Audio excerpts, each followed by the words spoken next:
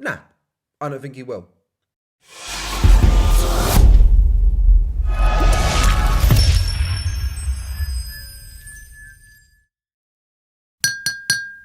But not for the reasons you might think.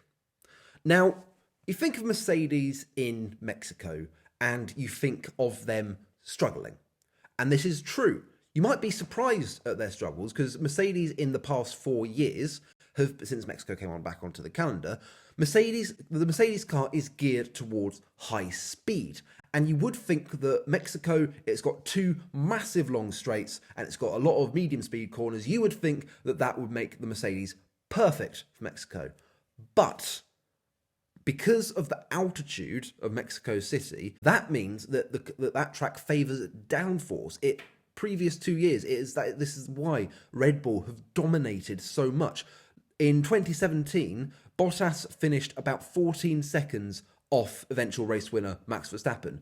Last year, Bottas was lapped, and Hamilton, who won the title, only finished fourth, a whopping 1 minute 18 seconds behind winner Max Verstappen. This shows that the Mexican track is geared towards downforce, which is exactly what the 2019 Mercedes is geared towards. Look at the Ferrari. Look at how they performed in Belgium and Italy. The Ferrari dominated, won both races. Mercedes were only just behind them, but they still lost. If you look at Monaco, you look at all these tracks in the first half of the season, tracks with medium speed corners, tracks that relied more on downforce, the Mercedes dominates. And then you've got the Red Bull in there as well. Now, I am predicting that Mercedes will win this weekend. I think Red Bull will be very close. I think Verstappen will put in a very big challenge. But ultimately, I think that the Mercedes will win.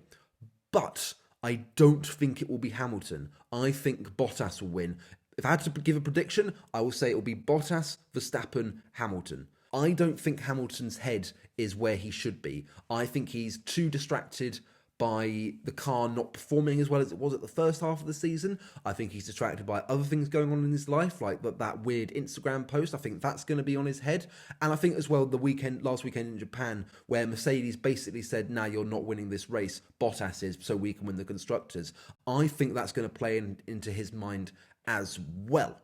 Now, this could be very interesting because if that prediction comes true, if it's Bottas, Verstappen, Hamilton, that means that not only will the championship go into Austin, where I think Hamilton will win the championship, but it does mean the gap would only be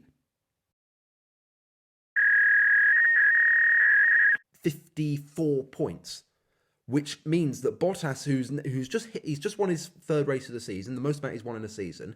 If he wins in Mexico, he's going to be carrying the momentum forward. And I'm not saying he's going to win the championship by any stretch of the imagination, but I think Bottas, if he wins this weekend, could bring that title challenge forward to Brazil.